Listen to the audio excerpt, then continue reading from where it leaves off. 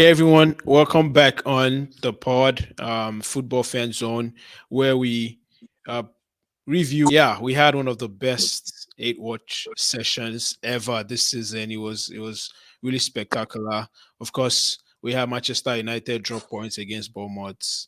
Um, we had Spurs lose against Newcastle United, Arsenal as well. They lost against Aston Villa, and Liverpool too lost against Crystal Palace.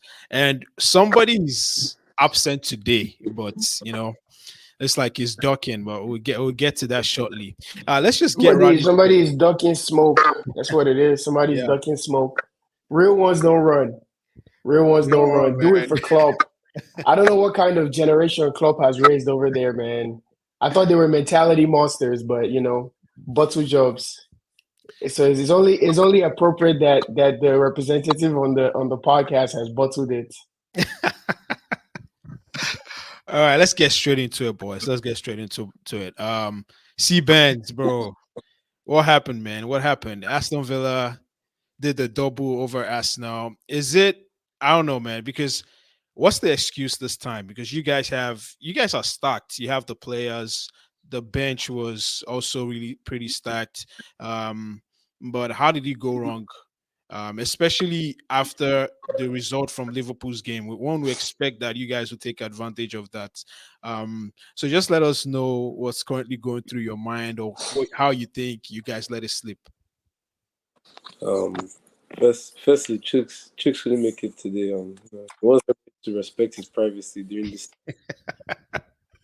Um, he's been getting a lot of hits messages, FaceTime calls, being called out on social media, and sadly he can't be present right now. We'll see if he can be present next week.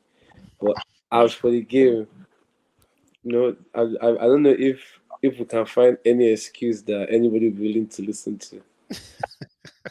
So the only thing I would say is, just like Pius always says, football is interesting. A lot of and tongues. Because there's no way I watched Unai Emery come into my stadium and open his leg. Like the guy literally came into our home, ate, like he sat down and ate, carried our pots and pans and dropped it at the front of our house, washed his hands inside it and left. He has played us twice this season and we haven't been able to score against Villa. Clean sheets both times he played us. As as my guy Uzu always says, sometimes you just have to say first. You have to just put your hands up. That's the only thing pissing me off today. I don't even care about the drop points. It's just the fact that we've lost to Emery twice this season. Yeah, first. That's all I can say. I have no analysis to give. If you actually watch the game, there's nothing to analyze. We honestly just got licked. A Okay, Bruno go and a Watkins go, and we're done. We're finished. Finito. I'll come back. I'll come back to you. I'll come back to you shortly because you have some questions to answer about Kai Havertz and a certain Zinchenko. But we'll get into that pretty soon. So Ozu, all black man, all black today with the shades on. That can only represent one thing, right? Are you in here for the demise of the Gunners, or what exactly is going through your mind? All right, let's get to some analysis. Okay. Oh, I can see now. So, of course, Uzo couldn't make it to the podcast. It seems to be a weird trend, like Spurs get destroyed, he gets a stomach bug or something goes on. I don't know what's been up with the guy, but much like Chooks, Uzo couldn't make the podcast, so I'm here to stand in. Um, I will warn everybody. I'm shameless. I don't I don't do any of the analysis or the in-depth breakdowns that Uzo does. I only believe in results, and today was a glorious day. I was having a very very bad weekend. Surprisingly, I there were some poor results, that happened the day before that we won't speak of. But I think today was, as many will call it, it restored my faith in football. It restored my faith in. At a point, I thought maybe the Banta God has taken time off this season. I said, so you're really gonna give us quality football, title contenders? Nobody's dropping points. They're all just playing well every single weekend.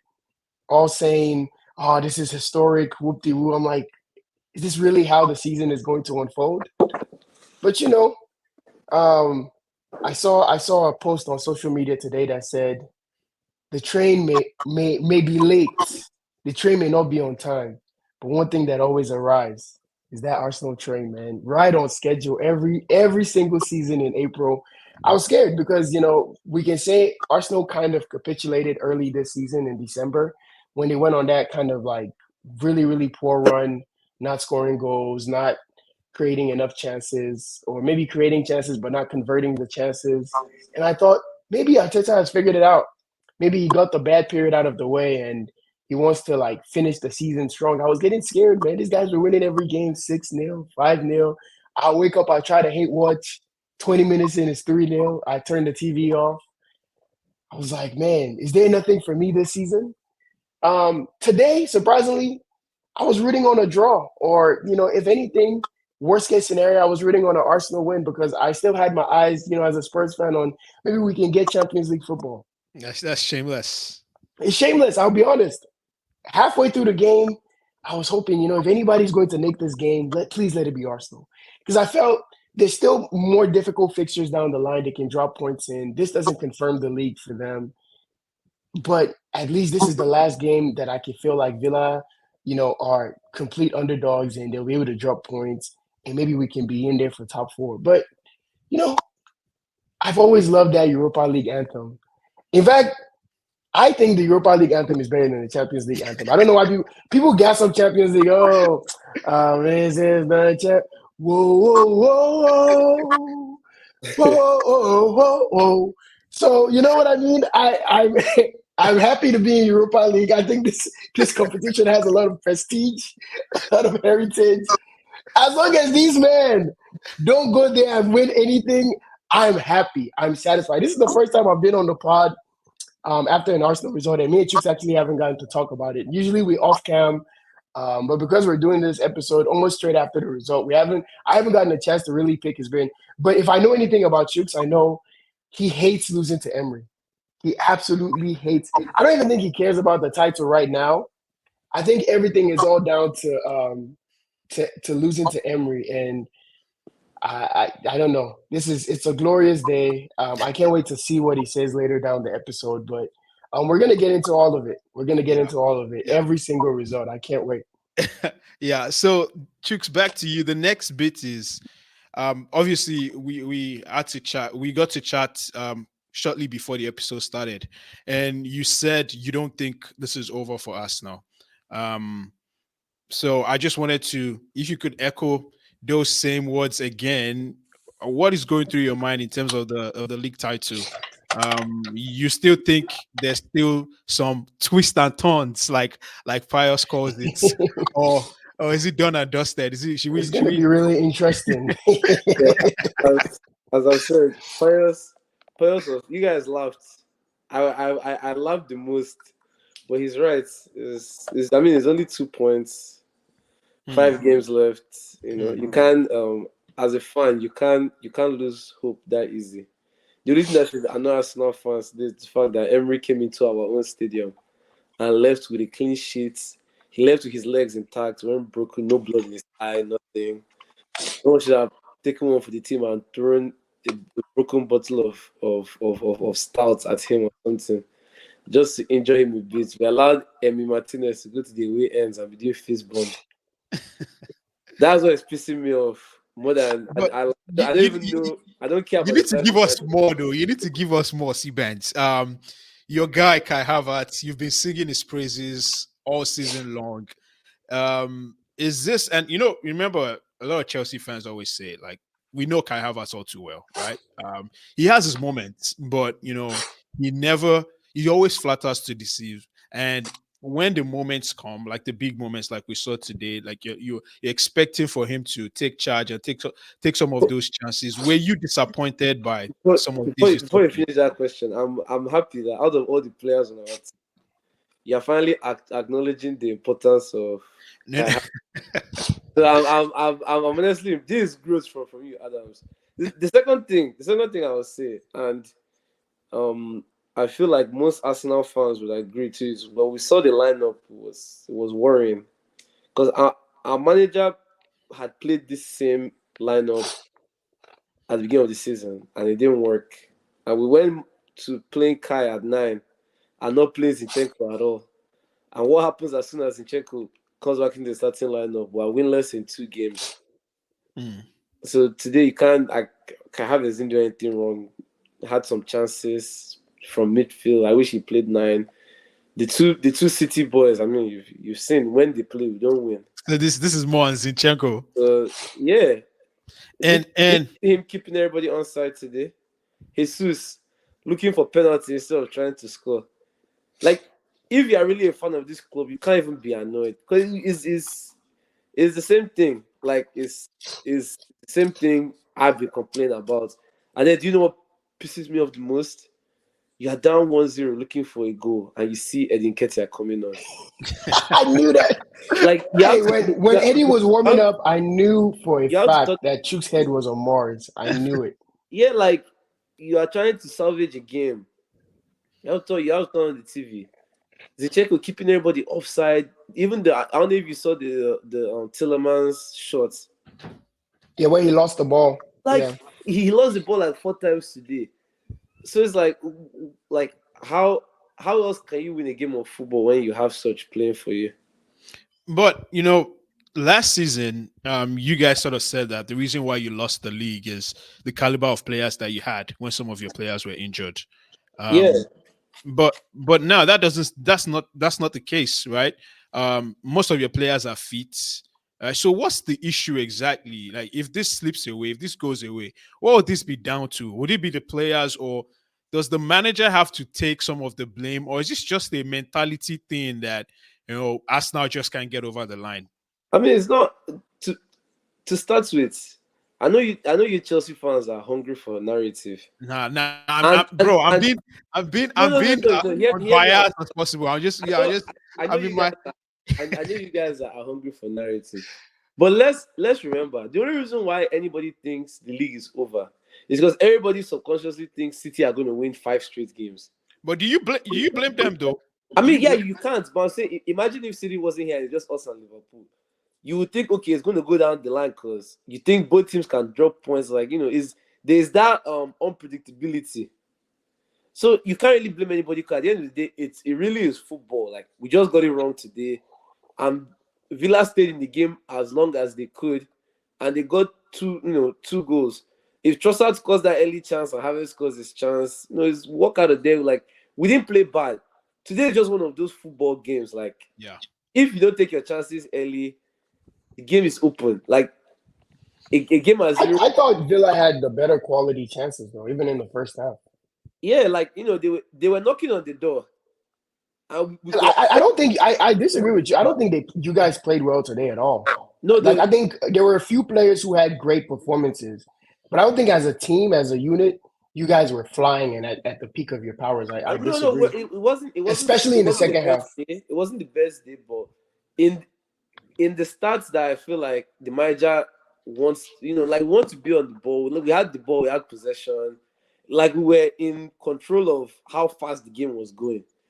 The second half kind of got out of hand because, from what I was reading, this guy picked up a knock.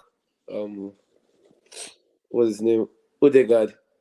So that kind of slowed us down. Plus, all of Zinchenko's giveaways. So Villa was able to get some control of the game. But at the end of the day, it's not one of those games where I feel like people should overanalyze. Right. It just happens. Like, it just happens. So, now is for the team to show if now is where you see the mentality of the team, because the game on Wednesday is going to be way more harder than the one we played today. So if we go there and capitulate, then okay, yeah, they are not ready. But I can't answer that question for you now because even me, I don't know if they are ready. You have to find out. All Okay. all will Fair. be revealed on Wednesday. On Wednesday. Fair enough. Fair enough. So Uzo, I'm going to ask you that same question. See what you're thinking. Where does the blame lie here, or are you going with Chooks on this one? Do you think it's just one of those games, just a bad day at the office? They can bounce back, or do you think this is the Arsenal we've always known? Or yeah, I'm just eager to see how you put things into perspective. Yeah, no, I completely disagree. Like I agree with Chooks that it's a bad office. I disagree that there's no analysis to be taken from it. Like I'll say that. I think it was a bad day at the office for quite a few players, but it's becoming a trend, especially in the business end of the season. Bad days at the office from the same set of players, the Zinchenkos of the world, the Jesuses of the world, even the Sakas of the world. Let's be real, Saka has not been good in any of the run-ins for Arsenal in the title race, in the top four race. He's been missing, right? Martinelli, we know he's struggling for fitness, so he didn't get on the pitch. Fair play to him. You saw the limitations of a Kai Havertz technically on the ball. All that huffing and puffing, winning your dues, you realize that shit means nothing when technical quality is needed to win a game of football, especially in the business end. Um, I don't think that this was Declan Rice's best game on the ball in possession. Um, I thought the center backs were good. Um, Zinchenko was shaky. Ben White himself was shaky, right? And it's also becoming a theme with Ben White in the running that he starts being shaky or he's injured or he's unfit, not available. A lot of this comes down to experience, right? I think Arsenal are going through the teething period right now as a team that is going to challenge for titles or important trophies in the coming years. As much as that pains me to say, but I think they're going through the teething period, and this is where like I felt like fans of Arsenal have done the team a disservice by putting them in difficult positions. I even today, like you can hear the nerves through the fan base, right? When the first goal goes in, you can hear the groans around the stadium. You can hear the exaggerated, boos and groans when a pass is misplaced, a ball is lost. It's a teething period for the fan base and the team. I was watching the game and I think okay, for first order of blame goes on the manager. I don't think the selection was right. I Horrible. agree with Chooks. Horrible. I don't think you bring back Jesus. I don't think you bring back Zinchenko. I don't think you put Kai Havertz back in midfield. But bear in This is mind, what- there's a big game midweek though. yeah, no, but there were other characters. Kivior barely played a half. So he abandoned Kivior because he had a bad half at Bayern, of course. But you have a Tomiyasu that can come in who offers you more defensive stability. And even if you're going to play a Zinchenko, then I don't know, maybe you play a Jorginho in the pivot. Remember. Also, sorry, Uzo. Remember, Zinchenko came in second half of that game, and Jesus also came in second half of that Bayern game, and they had an But absolutely Jesus amazing didn't game. come in in forward. He came in on the wing again, which is where he's been playing in the last few games. I think personally, Arsenal's route to being a successful, consistent team, the key word is consistent, has been when you haven't seen these characters in the positions that they've been in. Like Chooks is right. I'm not trying to give him that Like that's excuse, but literally their run started when these guys were out of the team or at least I mean in different positions. that's why I said you can't overanalyze because if you know, you know. Like if you've been watching the team, I mean, but I'm saying like there is analysis to gain from that because one, that goes back to show that you're dealing with a manager who hasn't dealt with two meaningful competitions at this stage of the season in the past, right? So we can say he's not used to managing a squad and knowing when to rotate, who to rotate, when to change tactics, when to just bow down and try to get a result. As much as we say like all those things that are cliche, it counts for something. That the guys who do it every single year are the managers who are used to it. Someone like Pep, he knows which button to push. He can randomly drop KDB. Big game. He can randomly drop him. How does he know that is the right time? He just does, right? So I thought Odegaard was great. He was fantastic this game. But he was the only one who turned up, in my opinion. In the first half, he was the only one who turned up. I think everyone was wasting chances. I thought the miss by Trossard was absolutely criminal. because that was the only really good side of goal that they had, and you have to do better there. You played it right at the keeper. It's not as much a great save as it is a poor decision to go down the middle. And these are the fine margins. These are the differences, right? When you're chasing a title, especially against a juggernaut like City. So I think, is this who Arsenal are? Of course not. They're better than that. But I think it's because it's a recurring theme in the run-in during the business end of the season, where we're watching either the manager make mistakes with the lineup, or we're watching certain players, the same characters, always drop their level or go missing. Then I think there is some analysis to gain from that, which is they're not ready yet, or they're not experienced enough yet, and they're still going through the teething phase. And these are part of the growth that you need to become a team that challenges. Yeah. And maybe they also need new personalities as well to counteract that old habit or that old mentality, to kind of just completely stifle it. Because I was on here saying, when Tunde was on the show, I was the one I was sticking up for Arsenal, saying that I think they've shown mentality this season. I thought the game against Liverpool was a show of mentality.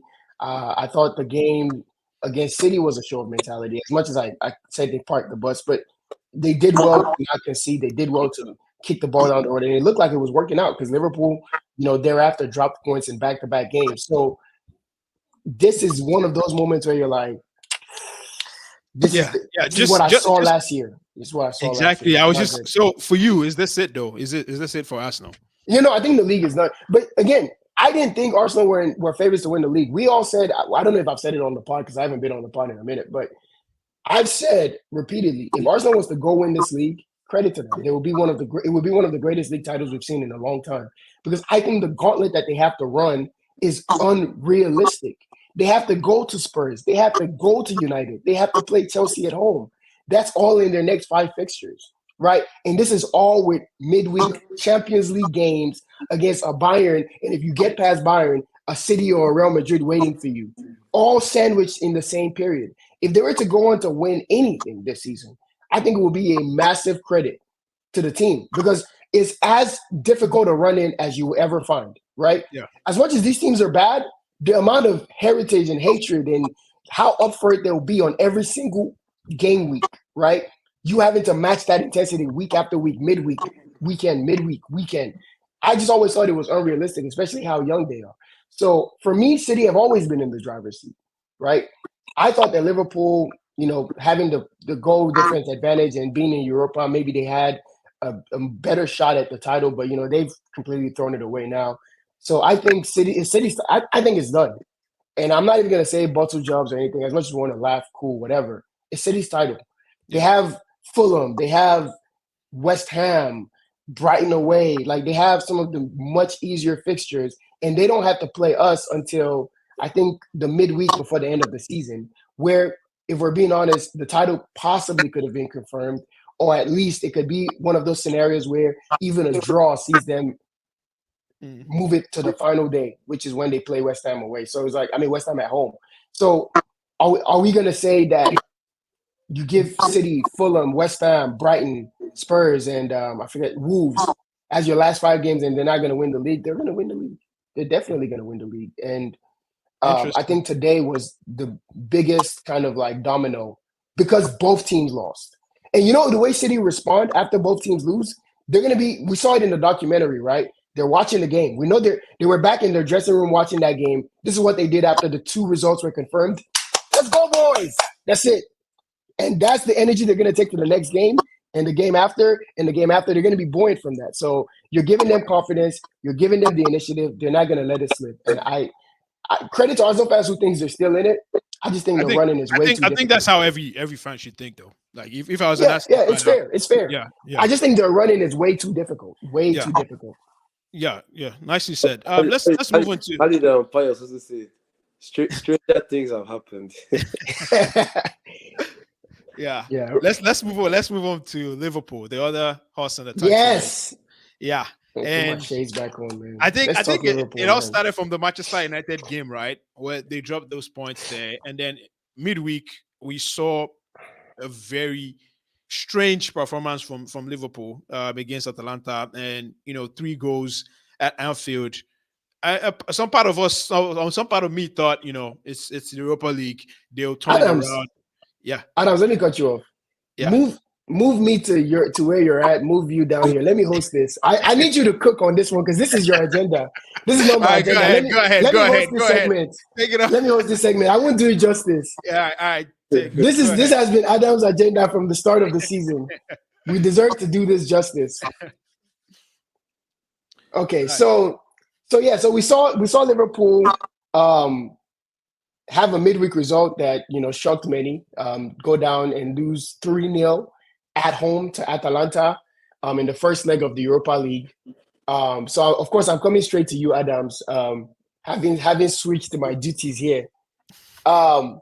They immediately followed up that 3-0 defeat at Atalanta to an equally disappointing and probably season-defining 1-0 loss at Anfield to Crystal Met FC, aka Chelsea Junior. Less dreads, less melanin, but just equally as black. So what this has confirmed is Klopp and Liverpool are going to have a mountain of a fixture to overcome in the second leg at Atalanta in Italy. And they have now lost all initiative in the title race. I think they've now dropped to third behind Arsenal, behind on goal difference, level on points, with equally as tough a run in my opinion, because they, I think that was, if I'm not mistaken, that was their penultimate home game of the season. So they have 3 away games in their next 5. So Adams, you've been on the train that Liverpool are not sustainable in terms of their result. You've thought that they've been very lucky, that they concede too many chances and that teams aren't clinical against them and that they will be found out. And you always maintained that was the reason that would be their undoing in this title race. Now, in recent weeks, you did come around and you started to admit that maybe these guys are going to just fluke their way into this title. Where do you stand now on Liverpool? Are they still title contenders? Does this confirm your bias? Hey, Uzo, they almost got me. They almost got me. Bro, I did the full 360. I turned it around. I said, you know what? My bad. You guys called them mentality monsters for a reason. I thought I got it wrong. This is how they are. This is their character. This is how they play the heavy metal football game press, whatever you want to call it. And I held my hands up and said, you know what? Maybe it's Liverpool's time. But right, I think it's almost poetic justice because man, we back, baby. Yeah, man. This is like big 3. No, it's big city. It's big city. Yeah, so they it's just big pep. Yeah, man. They try to sneak back in. Let's give them credit, right? They did well this season. They had a lot of challenges, a lot of adversities, the injuries, but it was so obvious. It was so obvious with the way they play, the type of football that they play. It wasn't sustainable. We were so sure that at some point they were going to capitulate, and rightly so. I think this is the best time. And if we even want to call out of all the teams, between Arsenal and Liverpool, the bigger but 2 jobs, I'll say, is Liverpool. Because right from the goal this season, they've been 5 points clear. Bro, 5 points clear. Top. Literally like a month or 2 ago. It was the league. It was the league. They had the old club farewell tour. And, we thought that was going to boost them or even boost the morale and add a lot more energy into their sail, but that didn't happen. And it was. I think it's so beautiful to see what's going on right now. Bro, I never expected it was going to happen this way, man. I never thought it was going to happen this way. But against Crystal Palace of all teams, I didn't see that one coming. I won't lie. Even after one of the things that OOP, when he was here, singing the praises of Klopp and Liverpool and crowning them as champions. And he was gingering our brother Pius, and Pius was dancing. One of the things that he said was that Liverpool are getting their players back at the right time. Today we saw Trent, we saw Robertson, we saw Van Dijk, we saw pretty much a fully fit team, and we saw our boy Salah. So that's why I'm coming, because I know you've been waiting for this moment, bro. This is possibly. I try to tell you. Let me tee you up. This is possibly Salah's final run-in for the title, as far as we know it, in this Liverpool tenure. It now looks like it's setting to be Ruben Amorim coming in next season. We know that no matter how much of a miracle he performs, they're not going to hit the ground running to the tune of another title challenge in his first season. We also know that Salah is aging. There's been links to Saudi even as recent as last season. Ridiculous money being offered. So there's a possibility that he either is going off to Saudi or going off to a different league at the end of the season, or even if he stays at Liverpool, there's no guarantee that he'll be able to challenge or be in this position again. So now we've seen Salah in the running have some questionable performances. You've always maintained that in the Salah and Hazard debate, you are using eye test to give Hazard the edge. Does this running and his lack of impact, even with GA, right, in this running and being the lack of being a difference maker for his team in these crucial title deciding games, does this further prove that the Salah and Hazard debate is one that Salah has not wrapped up yet? I mean, like it's difficult to say if you put it that way, right? I like to give Salah some credit this season. I think he put them on his, he put the team on his back. He and Trent almost maybe throw Van Dijk in there, almost single-handedly brought them into a position that they are right now. So it'll be unfair to say, oh, it's all his fault. And he came back, nursing injury, and he was trying to work his way back into the team. But all I'm going to say is, look, one Premier League and one Champions League. Bro, and you guys try to tell me that that's the greatest African player to play in the Premier League. You try to you think that's the best, and that's the same thing they say. Although Harry Kane didn't win anything, right? He didn't win anything, right? But this is somewhat close to that, right? That's the same argument you guys use. We can't just use the goals don't mean nothing if you're not able to achieve anything tangible, right?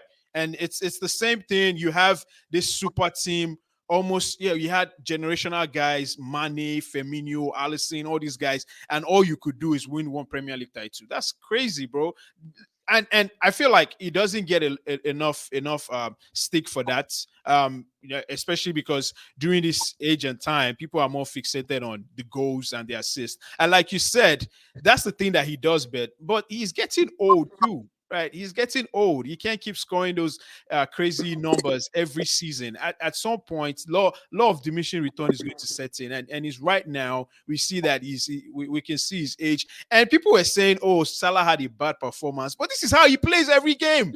He plays every game this way. He just manages to get a goal or two, and they try to put him against my boy, But yeah.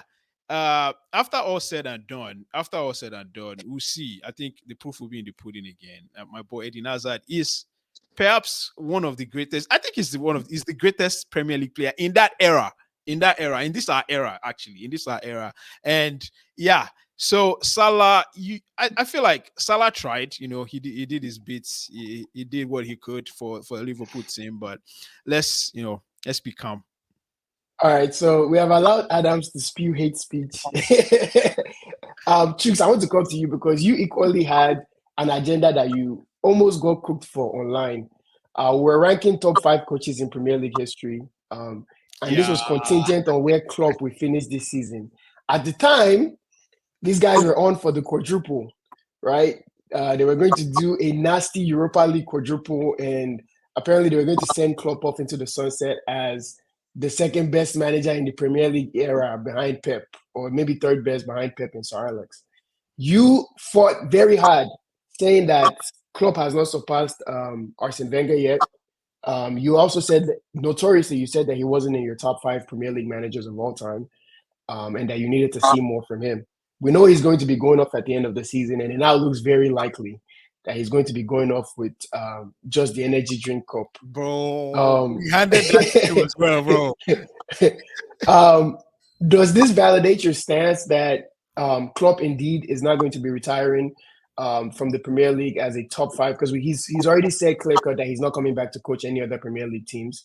And we're going to assume he's not going to be coming back to coach Liverpool. So if this is the end of the road for Norbert Jurgen Klopp, where do you have Jurgen Klopp? Is he? Of course, he's not going to be your top 5. You already said he isn't. But does this validate that stance? I mean, unlike the rest of you casuals, I saw through Liverpool's bullshit. So Adams is switching up now. Back then he was on Pius side trying to play middleman. Some of us saw this early on, and I'm not surprised. Klopp Klopp likes to look for every gimmick to give himself some kind of advantage, and perhaps he thought the farewell gimmick was going to galvanize the troops. It didn't. The only thing I'm pissed about is certain Adams from Ogun State allowed Klopp to field secondary school boys. Because that's how rubbish he does. Like, which other manager would do something like that in the Carabao Cup final? Play 16 and 15-year-olds.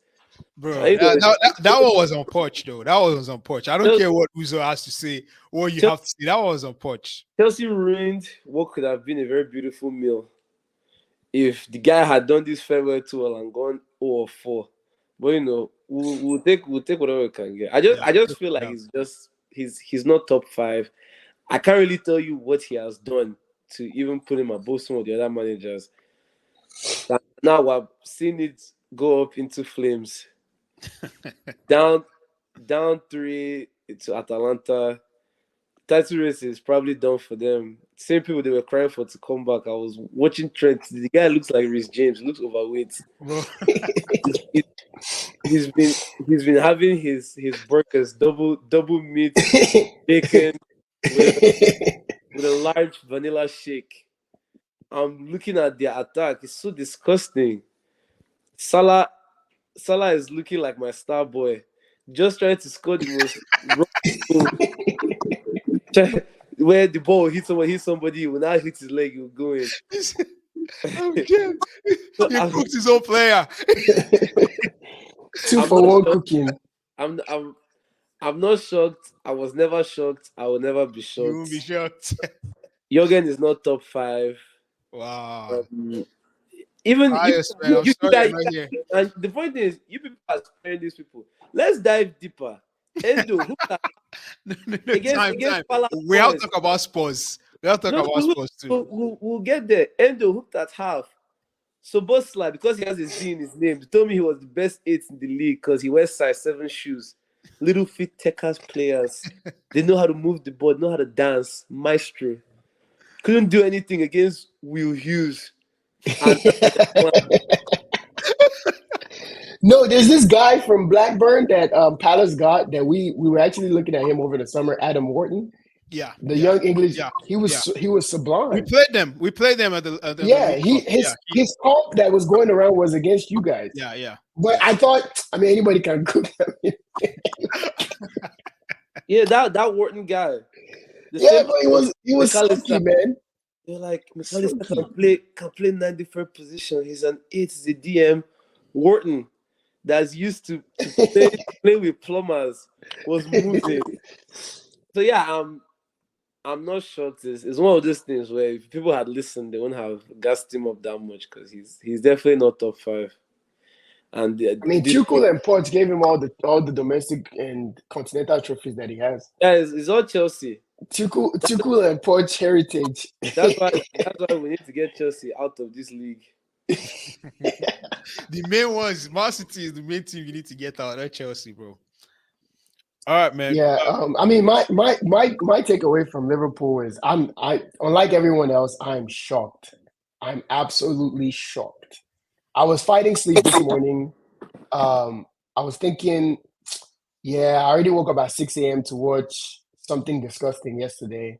I don't want to repeat those same mistakes and wake up at 8 a.m. to watch something that will be a routine win, another title race gimmick of we're going to next week. So when I woke up, 87th minute, 1-0, I said, hold on. What is going on here? I'm shocked. I was shocked at the Atalanta result. I still think that Liverpool can actually turn that tie around when they go to Italy. I know it's a tall task, but I honestly think they can go there and score 4 or 5. We've already seen them score 6. I think they beat the team they played before in the round before 9-1 on aggregate. So we know they can score the goals. But my thinking was they're going to turn it around on the weekend, go to Atalanta midweek, make those wrongs right, and everything will be well in the world. We keep the title race going. This collapse is shocking because this is a team that has more than everybody else to play for, right? What did Trent say? It means more, right? It means more to our fans. It means more to us. Well, prove it. It's not just about cho, right? We heard from Odumodu himself. Show your walk-ins. You're on the pitch for 90 minutes. If it means more, truly, if you're mentality monsters, you should be having more passion and desire than Crystal Palace. Hey, listen, we all laughed at OOP when he said you need passion and desire to beat 10 men Burnley at home. Apparently, passion and desire is actually not even enough to beat Crystal Palace in your own home in a title run-in. So it was very shocking for me. I didn't see that kind of performance coming. I didn't see that kind of collapse coming from Liverpool. I mean, we all said it here that, well, me and Chooks at least, we said it, that we changed our mind. I don't think the race is going down to the final day, and we thought that one of these teams was going to collapse shortly. As much as Arsenal have stumbled, I think the person that's collapsing is Liverpool. Because if you compare both results, I think the Crystal Palace result, considering their midweek result, is far worse. Yeah. Far And worse. the team as well. Considering that you just drew away to United, another equally bad team. That string of results is unacceptable when you're going for a title. And, teams are going to do this thing where they say it's because City is in this league and they're perfect. They're forcing us to be perfect. You don't understand what it's like to go against the machine. Nah. These results are not acceptable. I don't care who you were going for against. Even if you were fighting Leicester City for the title. Again, this is not going to be a 100-point season for any team. City have dropped more points at this stage already than they've ever done in any of their title-winning seasons. What is the excuse? You can't take care of business at home to Palace and you're going to say, 115 charges. Oh, they're sports washing. Oh, they're too perfect. They're machines. No. There's no excuses for this result. And it was absolutely shocking. And honestly, Klopp, don't let this be your legacy, bro. Don't let this be your legacy in this league, man. I've already said that this sport doesn't love anybody, but do not let this be your legacy. Take something. Even if it's Europa League. Take something. Take something. But you can move me back to accept my cooking. I know where we're going next. I think it made sense if it was C-Bands doing the cooking. But yeah, because actually, for me, man, for the Spurs game, the way I see it, like, I actually have some sympathy for Spurs. Not sympathy, but it's just reality, right? Yeah, you guys got a new coach. You lost one of your best players. I know it's Newcastle away. You expect to win that game, but look, it's going to happen, man. It's going to happen, and I feel like you guys are victims of your own, how they say it, of your own successes at the beginning of the season, because the type of performances you put in the first 10 games of the season, we kind of expected more from you. We shouldn't be so, right? It's a new coach, a new system, new players, and although majority of the players in the old system, but he's just getting to know the team, right?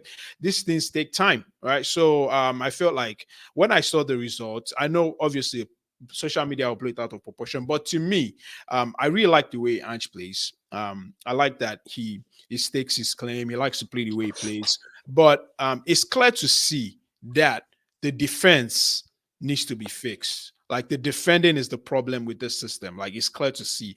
You see some of the set pieces and how easy it is for teams to get goals against you, especially from corner kicks and free kicks, the high line. We can talk about all those stuff, right? And we'll come to you and you give us more perspective. But for me, I felt like it was always going to happen.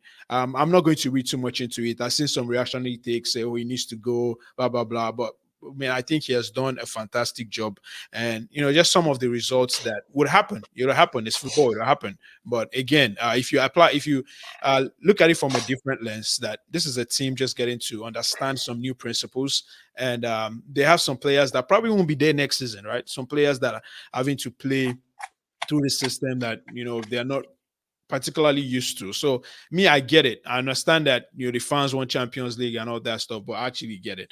But I'm sure you're itching to give more perspective to this. I'm sure it was a very devastating loss for you. How did you feel after that game? Yeah, I've been sitting here twitching, like, when guest speakers come to deliver message, how they be twitching in their chair while they're doing the introduction. This is Minister Reverend. I feel like I've just been raring to go. Yeah, no, I disagree with all of that. Listen, I've spent the entire day last couple days fighting my own fan base and trying to get them to calm down and cool their heads. But the reality is that my head is hot too, right? I have perspective, but my head is hot. And there's a variety of reasons. I'm going to try to run through all of them because ultimately nobody really cares about Spurs. Like no one cares about Spurs, if we're being honest. I know no one cares about any of the excuses. I'm supposed to get cooked. And honestly, the team deserves a cooking because we're not going to get top four. And I almost assured top four. And honestly, now it's completely gone, right? Here's why I'm upset. One, it's Newcastle away, right? We went there last year. They absolutely destroyed us and absolutely emasculated every single player that was on the pitch. It was 4-0 in 20 minutes. They were doing this as their celebration. Like, why is it so easy? They were saying, are these our top four rivals? Are you sure this was meant to be a difficult game? They passed the ball around for the next 30 minutes. Then when they decided to score again, they scored. And then Kane had the nerve to go get a goal back, because he likes his goals, his GA just for the coffers. And they were like, how dare you? And they scored again just to drive home the point. No, you're not good. You're not good at all, right? That was one of the worst results that I've ever had as a Spurs fan in my own lifetime. The only result I can think that was worse was when we lost to Newcastle 5-1 on the final day of the season when we were finally going to finish above Arsenal for the very first time in 16-17, right? And we finished third in a 2-horse race.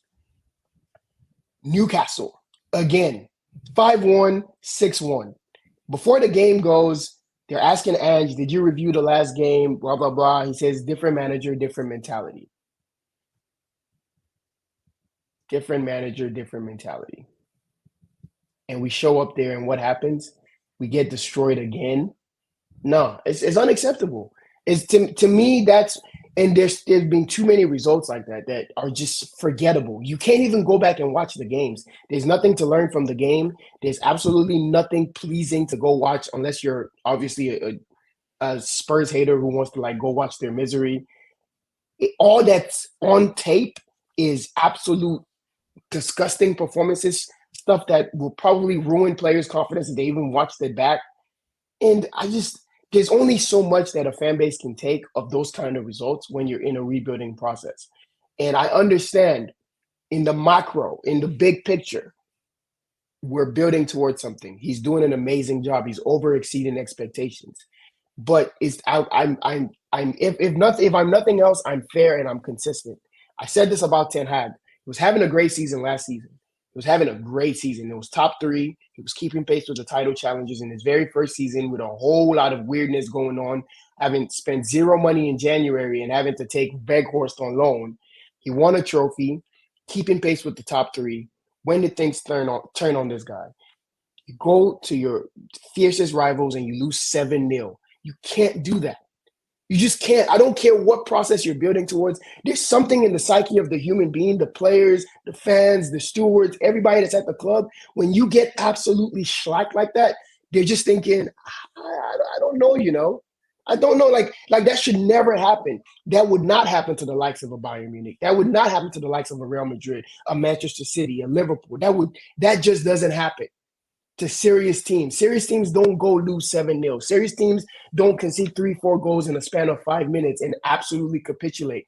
Serious teams don't go to Fulham and lose 3-0, and it could have been more. Serious teams don't go get destroyed by Brighton 4-2, and it could have been more. Serious teams don't lose 4-1 to Chelsea with 9 men playing a high line, being naive. Things like that just don't happen.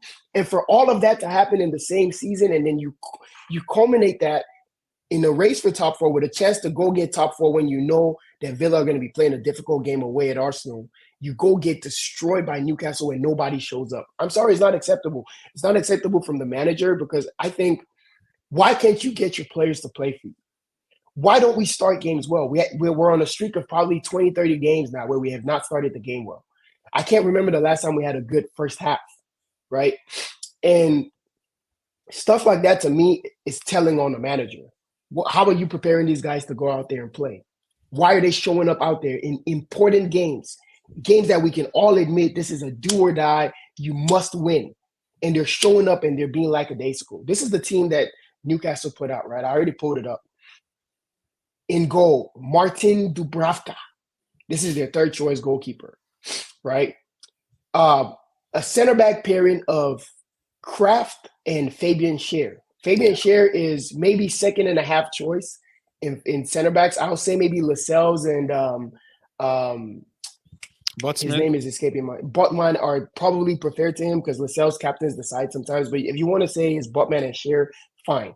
But ultimately, this is not their first choice center back pairing. Dan Burn at left back. And we know that, if Trippier's fit, he's probably playing right back. And they might want to play Livramento, right, at left back because he's more attacking. So Dan Burn at left back. Jacob Murphy, who's a left-sided midfielder, is playing right back. Jacob Murphy, who is an unathletic left-sided center midfielder, is playing right back. Then you have a midfield of Longstaff, who is McTominay's long-lost autistic cousin. You have Bruno Guimaraes in the middle, and you have some guy named Anderson that no one has ever heard of. And, of course, you have the front three, which is devastating. This is our team. Full 11. Heung-min Son, Madison, Johnson, Werner, Bentancur, Bissouma, Van de Ven, Romero, Porro, Destiny, Vicario. That is as healthy and as good a team as you can put out there, considering whatever the circumstances are. So you cannot go to a depleted Newcastle that are fielding random names in midfield, playing guys out of position with their third choice goalkeeper, and get smoked 4-0. I understand if we lose 1 or 2. I understand that. Because again, we're in the start of a process. We're not going to be consistent. That's why we're in the top 4 race. But we have more to play for than Newcastle. We have a healthier team than Newcastle. We've been in a better form than them. You can't go there and absolutely get destroyed. It's a completely unacceptable result. And honestly, it shook my faith a little bit in the manager. It shook my faith a little bit in the team. And I don't think it's a good sign going forward. And the lead up to this game and every game since before this has been Ange saying he doesn't care about top 4. And I understand what he means. Top 4 is not an achievement. You want to build a team that can compete for the best honors. Where I think he gets it wrong is these are the habits that tell you who you are in the run-in for anything important. You have to have targets. You have to have goals. You have to have bare minimum standards. Because if you don't have that, you can't build towards winning anything significant. The first step we saw with Arsenal before they started challenging for league titles was they challenged for the top 4 and they fell short.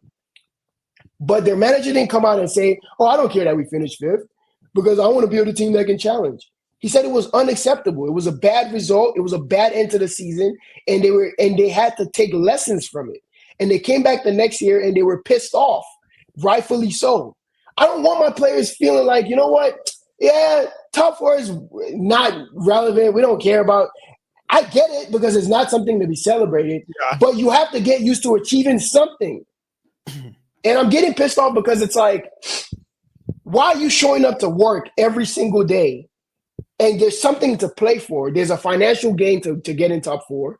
So let's stop pretending like it means nothing. There's a financial boost to get in top 4. There's an attractiveness to get in top 4. And I know Ed says, if you only want to come here to play Champions League football, that he doesn't want you here. Well, newsflash, buddy, you live in the real world. And all of the top players want to play Champions. They don't want to come play for vibes and good feelings. They want to play for top money. They want to play for top sponsorship. They want to play for top slating in terms of TV schedule. I don't even know how Chelsea gets the Monday games, but guess what? Next season, they ain't getting those Monday games because now everyone knows you're not going to be in the Champions League. You're not going to be in anything important. No one is going to care to be seeing you in primetime games. No, I'm being realistic. You were putting those games this year because people assume, billion dollars spent, they'll be competitive. But guess what? It keeps going. You're going to fall out of those slots. It's not guaranteed. Nothing's guaranteed. Nobody wants to watch a team that has nothing to play for. So Big Ange, you can talk the talk and you can say top 4 is worthless, but guess what? It means something. It means something to recruitment. It means something to the financial baseline of a club that is self-sufficient and is not run by state sponsors and Russian oligarchs. So you have to get real, and you have to get real ASAP. You have to actually fight for something. And if you're not going to fight for top 4 and you don't learn how to fight for that, then what confidence does it give me that you even are going to fight for these bigger things that you swear we're going to be fighting for in the future? So it's an absolutely disgusting result. I don't give him any excuses whatsoever. You can't use any injury excuse. You can't use any first season rubbish excuse. That was a team that was there for the taking. And it wasn't even so much that we lost. It was the manner that we lost. And it was the fact that it was such a disgustingly poor performance. And terrible mentality. You're looking at this guy, Madison, that's meant to be our vice captain, and his fucking mentality is shit. It's terrible. He's walking around feeling sorry for himself. Oh, yeah. I tried another outside of the boot pass that didn't work, so I'm just going to walk back and not defend. You got this Bissouma guy that can't even play for Mali. He can't play for Mali. And this guy is a lock-in to start every single game. Stinker after stinker after stinker after stinker. There's something about that Brighton pipeline for defensive midfielders I don't want, especially if they're dark skinned. I don't want. Bissouma, get rid of Bissouma. Get rid of. Honestly, I don't think Madison should have ever been one of our captains. We gave this guy Harry Kane's number and gave him the keys to the kingdom. What has he done? What has he done? He's not done anything to be worthy of that. I think all of these players should be playing for their spots. And the only thing that I'm really upset at with Big Ange going forward is I don't like this kumbaya attitude anymore. I think there should be pressure. And there's something Conte said in his rant when he was exiting the club, right? He said, this club doesn't do well under pressure. These players don't do well when they have to play for something important. And he was like, if you want to win anything, you have to learn how to play under pressure. And now that we're seeing the club under pressure, it is spooky. So, again, can we finish the season well? Yes. All I need is beat Arsenal, draw with Arsenal. I don't care what it is. Take points from Arsenal. I don't care about anything else. We're going to be fifth. We're going to go to Europa unless we get lucky and we get the coefficient and we go to Champions League. But ultimately, I'm not happy with the way the season has ended anyway. I think we've overachieved on the whole, but I think some of those results are just really poor and don't give you anything to look forward to. And honestly, I think the manager is going to start next season on the hot seat in terms of needing to deliver a more professional way of playing. Like, I get that he's attractive, is all that, but you have to be a professional. And professional means being mature and being an adult. And that's just the bare minimum. You don't show up and lose 4-0 and say, well, that's just who we are, mate. No, so let's yeah, I get it. Yeah, I can relate to that. My team has lost very terrible games. You guys haven't even lost this bad. No, we have. As bad as Chelsea have been, you guys. We lost to Newcastle the same way. It was what, 3-1? It wasn't 4-0. I think it was 4-0. Was it? And that means you guys. It was mid-season. You guys weren't fighting for anything. The one thing I can say about Chelsea is when the games have been important, you've actually turned up. Well, I can't say that about my team. All right, let's look at the midweek fixtures. Obviously, Arsenal's going back to the Allianz Arena. We have Real Madrid coming to Etihad. What's your take on those games, real quickly? Yeah, I think City goes through. You already know I think City goes through. I think City are the better team. But again, like I told everybody, and I'm happy that I was proven right. I'm just tired of being right. It's such a huge burden being always right on this show. I told everyone, why are you discounting Real Madrid like they're some scrubs? It's not going to be straightforward, even at the Etihad. I think City will go through just because they learned. They're a Champions League team now. You watch City play and they're starting to have those moments. They're starting to have those worldies. Yeah, I think they're going to go through narrowly, and I think it's probably going to be 2-1. Okay. How about the Arsenal game? That one is very difficult for me. Very difficult. I think the Bayern fans are very upset at UEFA. So I think they're going to make that place as hostile as possible, not because of Arsenal, but more so because of UEFA, right? And then we already know the budding hatred between Kane and the Arsenal fans. I think Bayern fans have taken a liking to Kane now. I see them with the was Undertaker's brother Kane, the mask. They wear the mask now because it's in the colors of Bayern. Of course, Kane. So there's clearly a connection now with the fan base and the player. So they might feel the urge to defend him. He got booed at the Emirates with every touch. I don't know how hostile the stadium is going to be. And we've seen how Arsenal react in those kind of environments.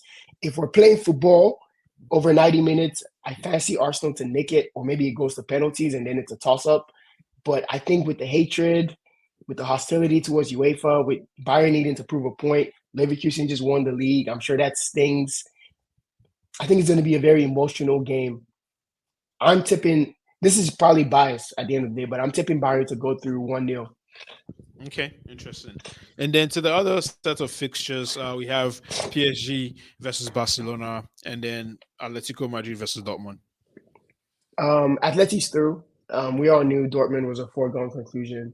I did tell people don't discount Dortmund. They are playing some nice stuff, and I think they're still alive, just a tad. Yeah, But I think Atleti is the more professional, mature team. They'll go through. Um, I actually see that game being 0-0, yeah, and yeah. Classic. Atleti goes through. I think they'll just frustrate them. Yeah, Yeah, they'll just frustrate them and not play. Um, PSG still have a chance to go through. I watched that game. No team in no team can look back at that game and feel like they were poor. yeah. It was one of those rare games where you saw two really good teams going at it. Barcelona impressed me. I didn't know they had that in them. Your boy Christensen Oh wow, I was so rising happy up to to see man. deliver a winner And he's playing a new position on too. his birthday, no less. Yeah. Yeah, Then he got himself booked, and he's gonna miss the second leg. So yeah, yeah, that's interesting. But I like PSG to go through. I know it's crazy at the Camp Nou. I like PSG to go through. I think Mbappe didn't have a good game in the first leg, so he's owed a good performance. And honestly, he has to be looking at this as his final swan song hurrah to go get this trophy. You will not get an easier path. So he has to go do the job at Barca, and then he has to go do the job at Atleti. But I like PSG to go through just because I think they have more star power. But that was a really, really good game. All of the games were really good games, honestly. Okay, okay. I don't think we have enough time to go through the Europa League games, but yeah. We don't care. We do not care. I do like Liverpool to turn it around, but yeah. Yeah. I just want Leverkusen to keep the streak of not losing games, please. I want to see this I think it'll be undefeated season. difficult, especially now that they've won the league. I think it'll be difficult for them. It'll be very difficult, but I mean, they won't lose in the Europa League. I don't think. I think they'll draw with West Ham, but I don't know. Yeah, I would just love to see them like keep the streak of not yeah. losing any games at Same, all. same. Like that's just historic. He deserves it too. They deserve it. Their fan base, like watching them celebrate today, I was like, yeah, this is what fairy tales are made of, Yeah, you know. yeah. That's football. All right, guys. Thank you for sticking with us all through. And if you made it this far and you clearly like what we do, so drop us a like, a comment. Let us know what you think about this episode. And yeah, we'll be happy to get back to you next week. Thank you again for joining. See you soon. Peace.